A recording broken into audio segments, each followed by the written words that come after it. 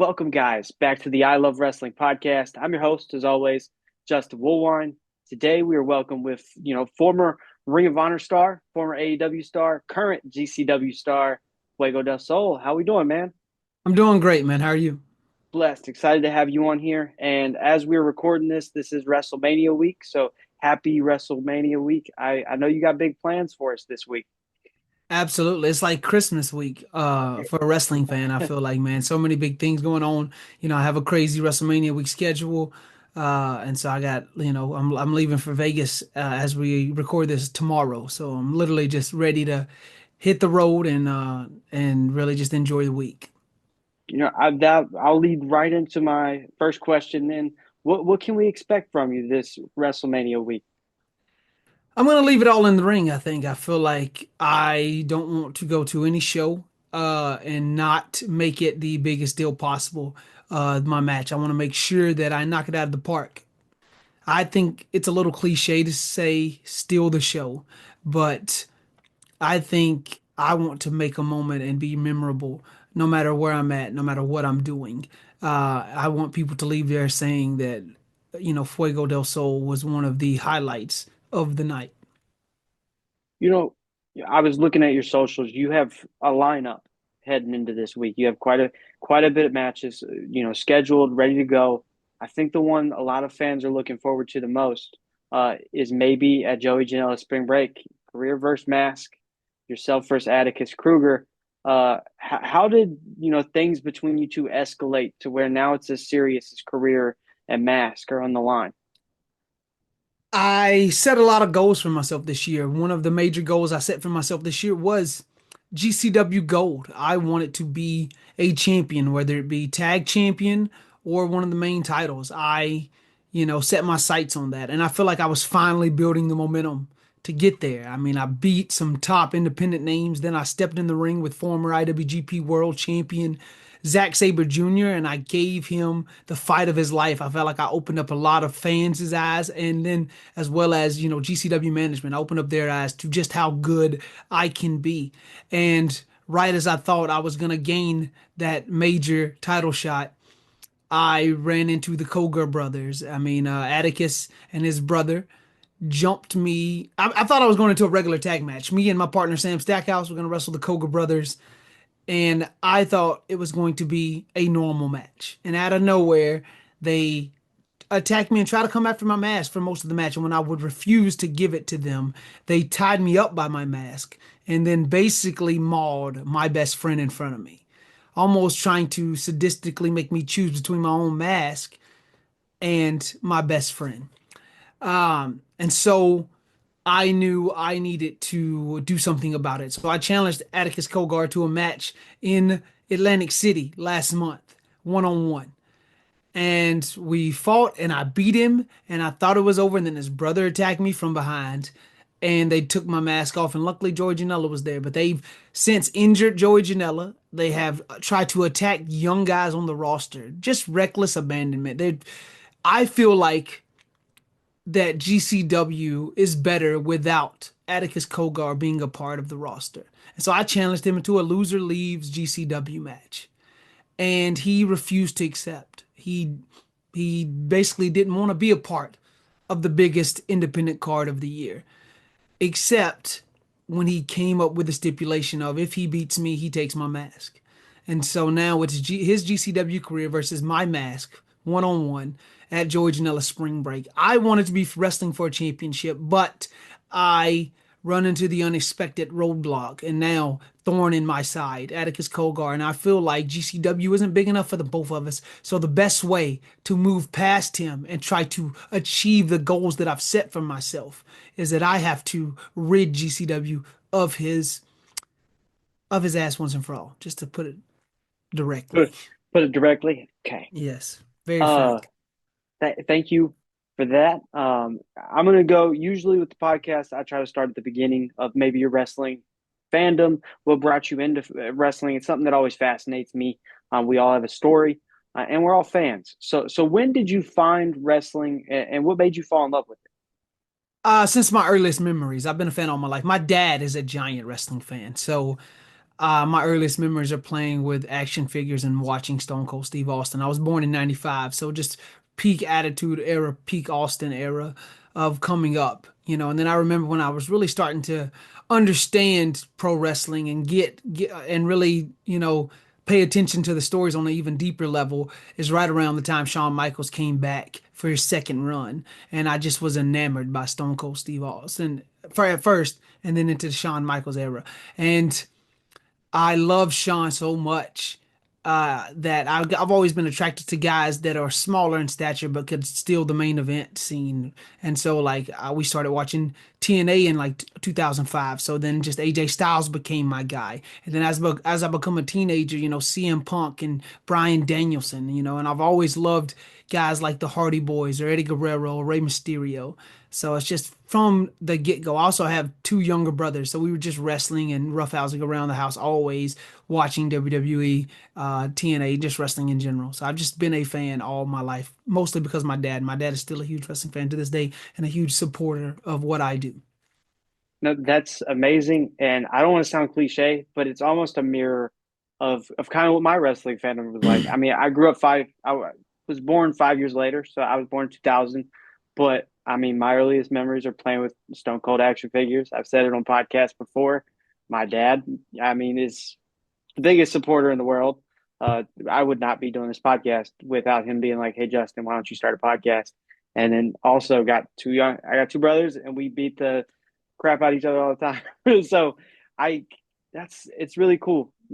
I like the mirroring of stories, and I haven't had one so close yet. So I like that.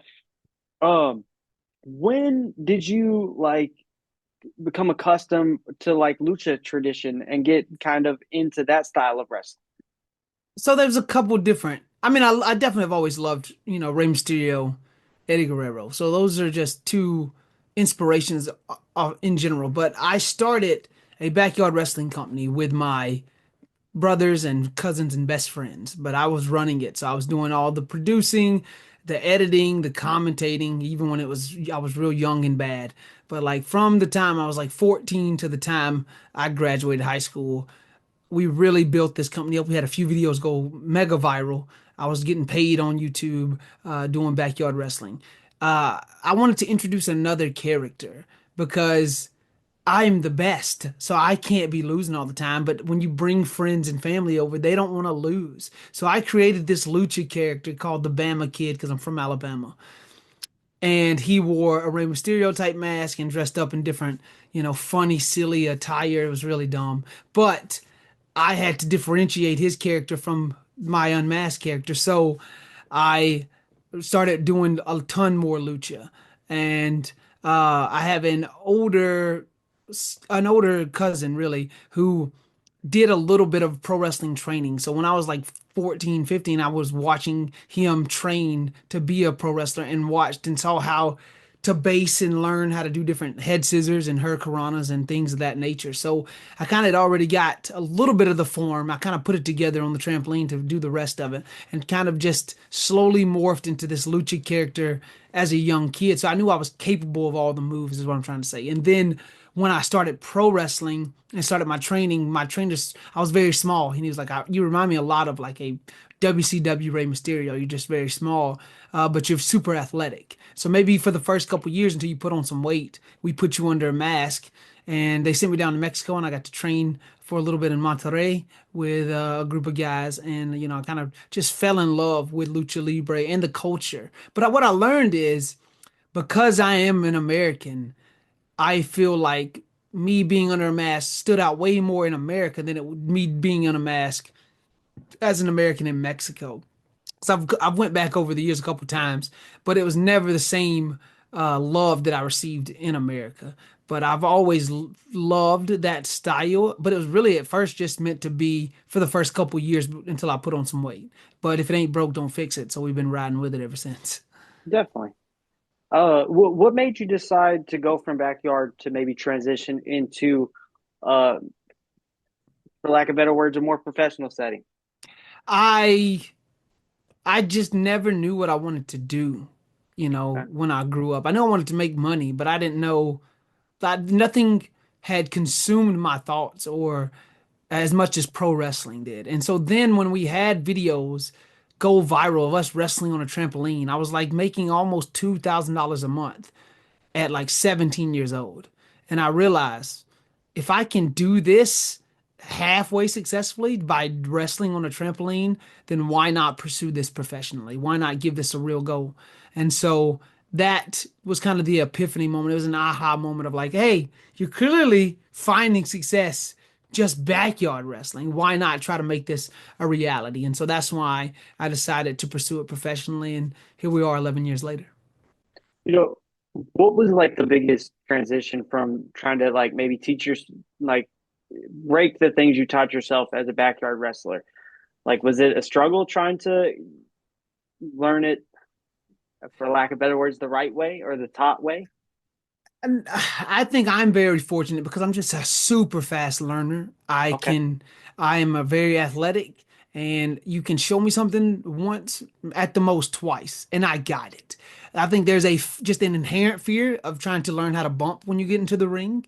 But when it come to technique, I was pretty good. The only thing was trying to transition my high flying from the trampoline over to using ropes and stuff. I remember just it taking a while for me to really get the courage up to do like a 450 splash in the ring or to do like springboards in a way and things like that. So it just took a little bit more effort and like having to overcome that mental block of fear. But I'm very competitive and rambunctious and trying to I am a daredevil. So if I think about it long and hard enough, it's something that I know I'm capable of. The movements of my body, I know I'm capable to do it. It's just getting over the fear to do it. And so that was the hardest part. But as far as like, I loved learning the intricacies of like chain wrestling or bumping or footwork or hitting the ropes or none of that came too difficult for me. I was a very fast learner and I just dedicated myself to it very quickly. It was just trying to get over the high flying aspect and trying to figure out what type of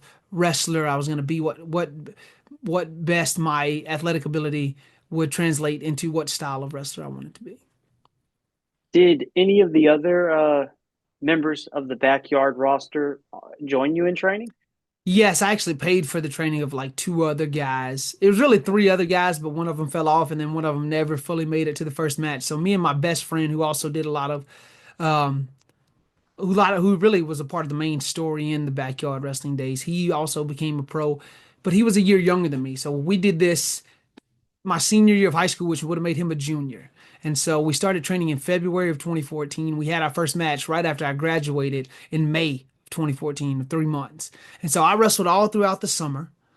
And then I moved to Oklahoma on a soccer scholarship away from Alabama. And so he kind of had to focus back on school come August. And so he was really focused on that.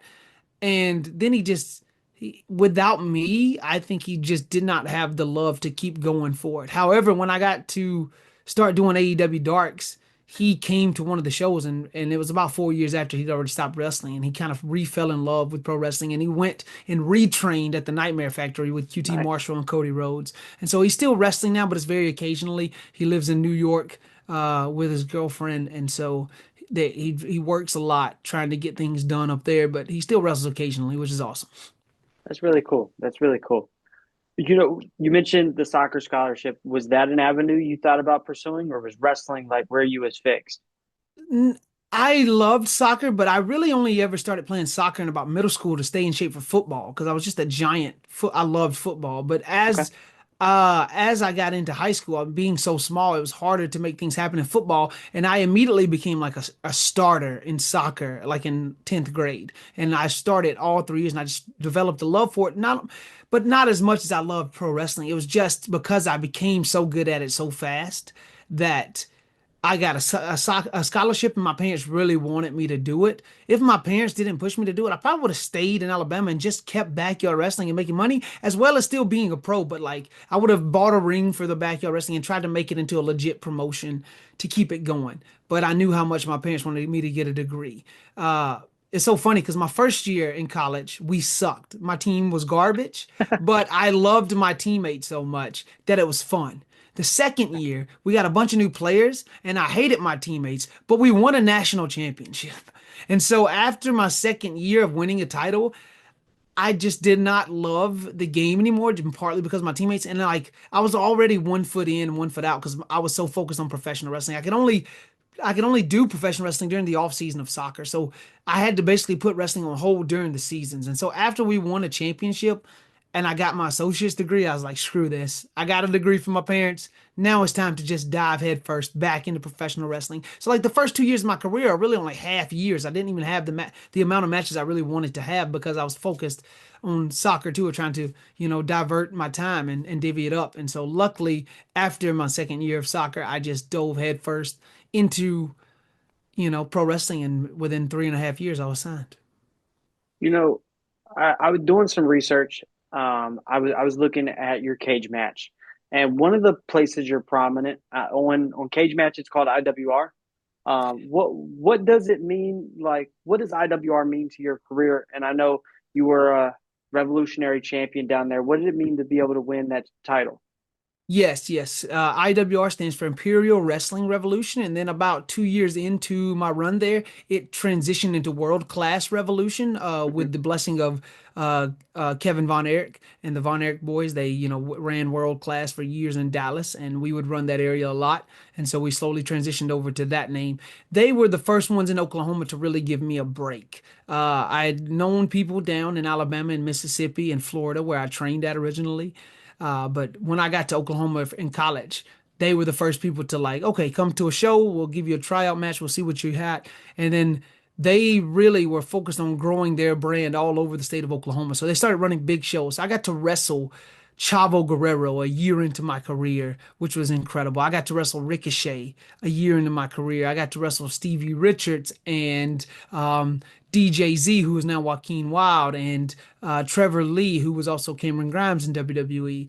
And then, like, over the years, it just kept growing bigger. They did a joint show with TNA, and I got to wrestle Michael Elgin, and then the North, which was Josh Alexander and Ethan Page. And so, like, getting to wrestle big names and try to prove myself against them just made me better. You want to be in there with guys that are better than you. And they clearly did that. And because I was wrestling all these big names, other companies in the area saw this and started booking me more and putting me against big names. So I really developed like a list of like people I could put on a resume that I wrestled this guy and this guy and this guy. I always wanted to wrestle the big names until eventually I became the big name. And I am fortunate enough that that happened. So IWR really gave me the opportunity and put me in a position to grow and learn and develop against the best. And so I'm very thankful for them and for my time there. I've been fortunate to have a fellow revolutionary champion on the podcast. I've had Chandler Hopkins on. An amazing man. I You kind of helped guys have. train Chandler Hopkins a little bit. He will give me a little bit of credit for the training as well. So, what was it like working with Chandler and feuding for that championship? It was fun. Like Chandler was a guy, and a lot like me, he was dedicated to trying as many new things as possible. We would go and train together and just work on different chain wrestling sequences or different moves together. And like I would be his bump dummy and he would be my bump dummy. We would just try different things on each other. We would push each other. We both wanted to be the most athletic, the best, the best baby face, the biggest fan favorites. And so um I feel like Chandler grew so much in his time in IWR, but eventually he left IWR, moved down to Texas, and so he didn't wrestle for them as often. So then our paths would just cross occasionally, a Yeah, lot less frequent, but it was something that I was always proud of. And so, like for him to say, "Hey, Fuego had a hand in training me," is something I take pride in because he's a very hard worker and he's a very good wrestler, and so I'm very proud of that. definitely. You brought up IWR's kind of relationship with Impact. That was, I believe, in 2019. What was it like working and being a part of maybe some Impact shows, like Impact joint shows, and working guys like the North or Michael Elgin? It was incredible. I feel like in independent wrestling, you always need something big to look forward to. If you feel like you're spinning your wheels, it's not conducive to a thriving career. And I feel like that's the great thing about IWRs. They just constantly gave me something to look forward to. And in a lot of ways, you're trying to fake it until you make it. You're trying to say, hey, I'm doing this. I'm an extra on Raw this week, or hey, I'm doing Impact this week, or something. Like you want to give the people around you who maybe don't know wrestling on the giant independent level like you know it, little, goals and little landmarks in your career of like, hey, he's doing something big, he's growing, he's making it in a way. And so like that's what Impact was for me. And it was opportunity to wrestle guys that I looked up to. Really see, okay, you think you could be signed somewhere? Let's put you in there with two signed guys who are at the top of their craft. And let's see if you can not only hang, but push them and make them better. And grow and learn from that. And I feel like I got a phenomenal opportunity. I became really good friends with Ethan Page, and so then when we were linked up in AEW, it was just immediate chemistry where we got to wrestle each other a bunch more times. And so things like that I feel like are vital to growing your career, especially as a young wrestler before you ever make it to a contracted spot. You just need guys to make you better and things to look forward to that look larger than life or on a bigger scale. Okay. How did you go about meeting a good friend of yours, Mr. Sammy Guevara? So because I had this giant YouTube channel from Backyard Wrestling, he I guess I should even start even look after I got to Oklahoma and started wrestling for IWR. I wanted to break into Texas more. I didn't know a lot of guys in Texas or a lot of Texas companies. So I built up a resume just saying, hey, this is who I am, this is who I was trained by, this is how long I've been in the business. I've wrestled all these names. I'm trying to get booked more in Texas. Is there a spot on your roster? And I basically looked up Texas wrestling promotions on Facebook and sent my resume to every single company that popped up, whether they were good, bad, crappy, or phenomenal. I just wanted to break into Texas. And one of the pages that I saw had this young, smug, cocky guy who was their main champion named Sammy Gavvar. I watched one little promo, sent my resume in, and then went on to the next one. And literally 2 weeks later, I get an email to my YouTube channel saying, hey, I'm a young upcoming wrestler named Sammy Gavvar. I'm trying to grow my YouTube channel and get more notice. I know you have a big channel. Is there any way you can promote me on your channel? I said, this isn't crazy because I was just trying to break into Texas myself. If you can help me get booked on a Texas promotion, I will post you on my YouTube channel. And so we became friends that way. He started getting me booked in Texas and in different spots in Mexico. I started helping him with YouTube, whether it would be with his thumbnails, with his titles, how to tag it, how long it should be, just really little things I learned about the algorithm early on with my backyard wrestling career. And I put him up on my channel. So we developed this little fun rivalry against each other. And so anytime we were on shows together, he was constantly putting out a vlog. I was like, I got the camera, I'll help you with it.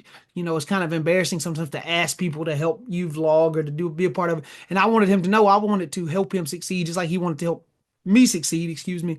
And so we would just help each other. And we developed that relationship and a kinship and a friendship that just kept getting stronger. We wrestled each other multiple times. He came up to IWR and we wrestled there. I would go down to Texas and we wrestled there. We wrestled in Mexico together.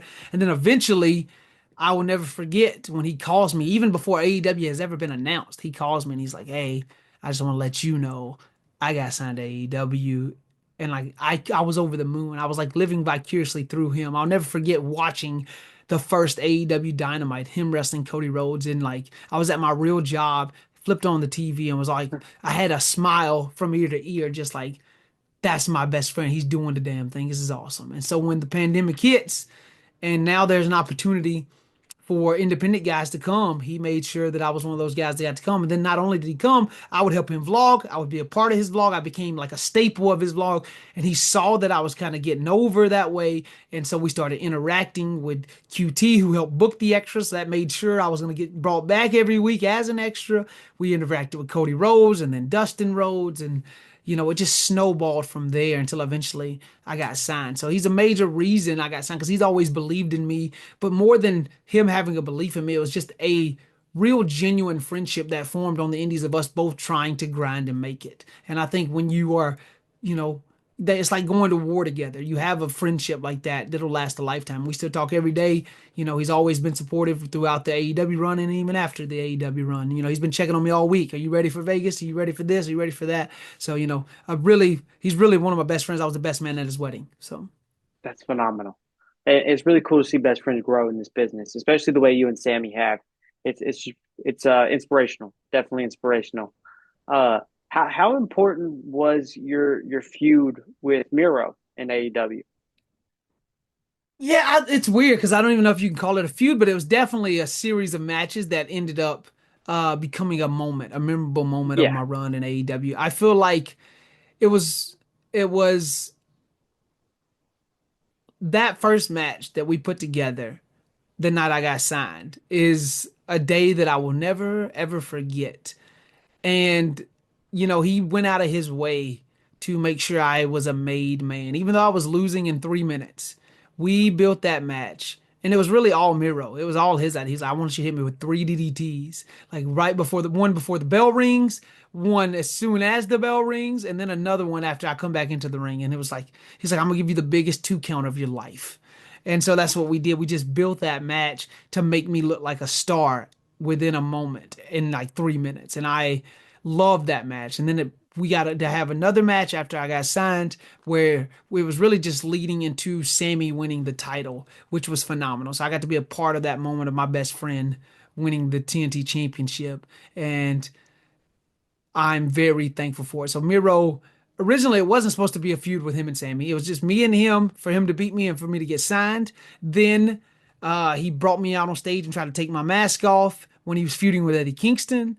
Then we have a match where I put my car on the line and Sammy makes the save, and then it leads into him and Sammy, and I got tossed off a stage in front of 20,000 people at Arthur Ashe Stadium. And then finally, I helped Sammy in the night that he wins the title. And so I guess it kind of was a mini feud with Miro, but I would put Sammy Gavvar involved in it as well. Yeah, it helped immediately establish me on television, right? Like I remember TNT used my mask and stuff for Halloween type commercials and things, and that would have never happened if I never got those matches against Miro. He was very kind to me, and he always has been. He's always given me advice and wanted me to succeed because he realized what type of magic we made together in those small moments that we did feud together. I'm gonna reel back a little bit. You mentioned, after the mirror match where you get signed, that Sammy comes out and that moment's made. What was going through your mind when Sammy's music hit and you see him walking out with the contract? Like, what is? How are you feeling? What's going through your mind? Walk us through that just a little bit. Even right now, I still get chill bumps thinking about it. Just when you said that, like I had never wrestled a match on TV. I'd wrestled 40 matches on Dark. I had never once got to wrestle, even not even a squash match on television.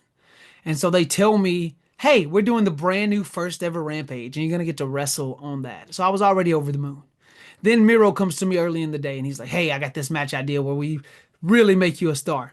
And I'm over even more over the moon. And then right as I'm about to go out to do the match, Tony Khan's like, hey, after the match, you're going to lose. We're going to go to commercial break.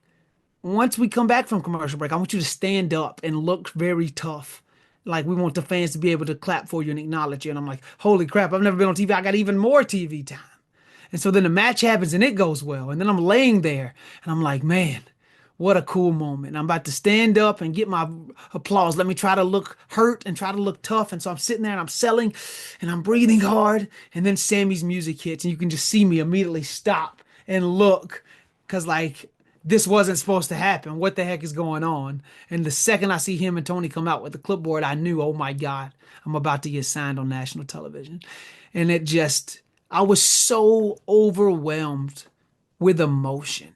There's not there's not apropos words to even describe how I was feeling. It was like so much validation and justification all in one moment. I feel like I was killing myself, you know, trying to get signed for damn near 9 months in that company. I felt like I watched other people get signed. I watched myself get told no. I watched myself get over and have matches where people were getting excited for me, and there was still just some disconnect with the office that they just would not, acknowledge that I was doing something right. And I was so kind of mad and bitter a little bit because I just wanted it so freaking bad. I'd lost my real job from constantly going down to Jacksonville, betting on myself. And for it to finally culminate.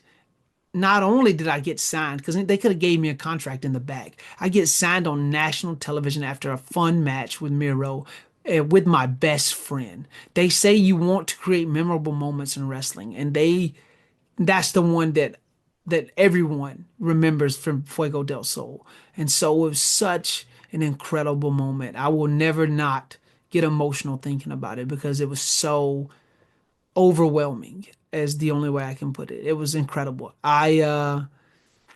And it's like you can tell it was so genuine because like my reaction was genuine. I had no clue it was gonna happen. I was immediately overwhelmed with tears in my eyes, and like people around the world were crying with me. Like I go to meet and greets all the time where people like, I remember how you got signed. I got emotional, and just the overwhelming amount of support on Twitter and online, and all the messages and phone calls I got afterwards. It was one of the greatest days of my life ever. And so I'm very proud and thankful for it. But also now I feel like it's a blessing and a curse because I got to top it. I got to have another moment like that. And I can't just go down in the memory of people of like, hey, it was really sweet when he got signed. I can't just have that be my legacy. I need to create more of that and things even bigger than that. And that's my goal in Definitely. life and in wrestling. And without a doubt, with your skills, your abilities, with the things you're doing on the independent scene right now, that without a doubt, you'll definitely get that opportunity. It's just a matter of time. Uh, Something really cool about your AEW run that I was really fascinated about as a just as a fan watching, and wish maybe we could have got some more of was Too Fast, Too Fuego. How did that team come about? Just as fast as they were here, they were gone. Yes, Uh, Cody Rhodes was a mentor of mine and someone who's always really believed in me. And he thought, you know what? Let's give your son a shot. Let's give Fuego to a shot in this business. And we started doing small bits with me and Fuego 2, son of Fuego, on the vlog. And out of nowhere, I see a match graphic pop up. Hey, this weekend on AEW Dark, Too Fast, Too Fuego make their debut. And that's all thanks to Cody. Cody saw an opportunity and he capitalized on it and he booked my son in a match. And so I really got to give all the credit to Cody. Unfortunately, we didn't sign Fuego 2 to a contract, and Cody left right at the same time. And so they stopped using my son because, Cody was the main one pushing for him to be there. And unfortunately, even though everybody keeps thinking that Fuego 2 and Cody Rhodes are the same guy, which there's clearly not. They've been seen together on camera multiple times. But I get it. Similar height, maybe a little bit of similar build, but two different people, obviously. But yeah, Cody, it's just, some people say, the logic behind Cody doing it. I guess you could say Cody, did so many promo segments on TV. Maybe he was getting out of shape, so he would want to create a character to maybe stay in shape and wrestle on Dark. That could be a possibility if it it's was Cody possible. Rhodes, but it wasn't Cody Rhodes, so I don't understand why people would come up with these theories. But unfortunately, Cody left, and Tony just didn't see the uh, the future with Too Fast, Too Fuego like Cody did, and so we stopped using him. And unfortunately, he went missing and into a depression because of that. He got depressed, and now he's presumed dead, and that's really sad because I miss my son. And like we only had 3 matches together, 4 total, but one of them never aired. So there's like a hidden gem of a Fuego 2 match out there. But uh, just the fact that so many people remember it and love it. We got our own T-shirt on AEW Shop. It's funny to me that it really only lasted like 4 to 5 months, and it made such an impact that people remember it so fondly. So I guess Yes, I'm thankful for that. Uh, but yeah, it's very sad. It's real sad that it didn't get to go longer. We could have been tag champs. definitely, definitely. Too Fast, Too Fuego. Maybe one day Fuego 2 somehow makes a miraculous return. Maybe we can get a Don't tag hold your team run. breath. Don't Don't hold don't my breath. ever hold don't hold your breath on that. Don't Okay. hope for that. Okay. You last year you got to do some matches back with Ring of Honor and AEW. How did those come about? And was there any talks about maybe bringing you back in full time? Man, oh God. So, about probably about June of last year, QT Marshall and me were talking and we stay in contact. I got released July of 2023. July 1st, 2023. And so for a year, I was just first of all, I was trying to get my foot back up under me because I broke my foot. So I was trying to really, find my footing and get my ring shape back after Yeah. And so then I was really just killing it on the indies. I was trying to wrestle. I feel like I'd become the best wrestler I'd ever been, especially into 2024. My cardio was great. I was having much longer matches than I ever had in AEW. I was wrestling top independent talent from around the world. I was just killing it. And I wrestled QT Marshall on a show, and we kept talking and staying in touch. And, I knew that they were coming to Texas for like 5 dates. And I was like, oh, you're going to be in my neck of the woods. And he's like, that's funny. He's like, because Tony kind of brought up maybe using you for these shows. And I was like, really? And so, it was 5 weeks there. So that's like 5 good paydays for sure if I go back and do it. And so I thought, okay, well, I'm gonna be in the best shape in my life. I'm gonna get new gear. I'm gonna get in the best shape in my life. I'm gonna go back completely ready to knock it out of the park. But I wanted to go in with zero expectations. If for some reason I barely get used, I'll just eat the catering, get to see my friends, and enjoy the paydays. Um, but I show up, they make a big surprise return for me in a tag match. We win the tag match. I'm winning matches. I'm wrestling top talent. I'm getting time. Tony Khan hugged me. I worked there for 2.5 years and he never hugged me. He hugged me when he saw me when I got there. It was crazy. The only analogy I can make, and it's funny, the only analogy I was like, imagine you have a first love, right? And then she breaks your heart. She dumps you and you breaks your heart. And then you go and work on yourself and you find yourself and you get over her and you feel like you're better off without her. And then you get a text message saying, hey, I'll be in town next week if you want to hang out.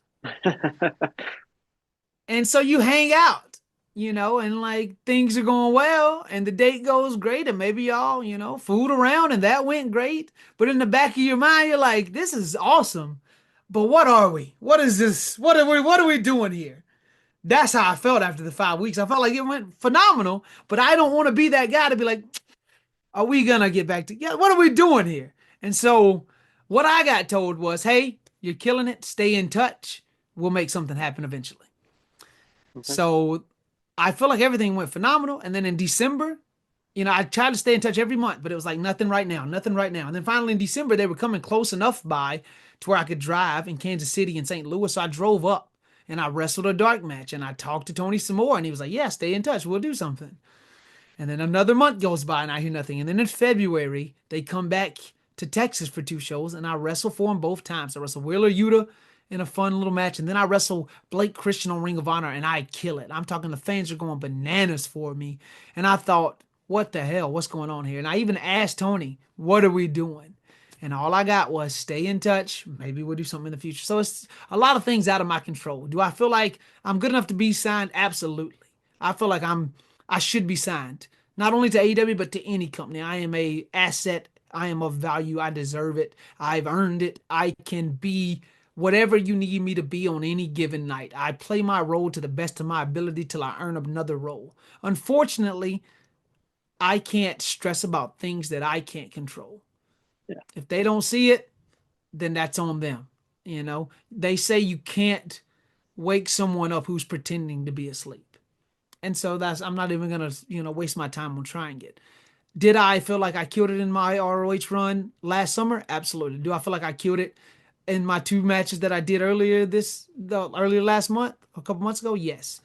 Do I know why I'm not signed? Absolutely not. So I'm just gonna keep doing me, focus on GCW and trying to kill it to the best of my ability wherever I'm at.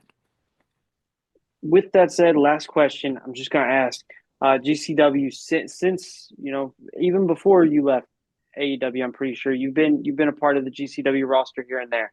What's GCW been meaning to the I don't want to say revitalizing your career, but giving you this next step in your career? No, absolutely. It was is absolutely in a way it yeah, it not it like the best word to say, I guess, would be revitalized my career and also just gave me a whole new fresh coat of paint. I feel like it showed a side of Fuego del Sol that people did not get to see in AEW.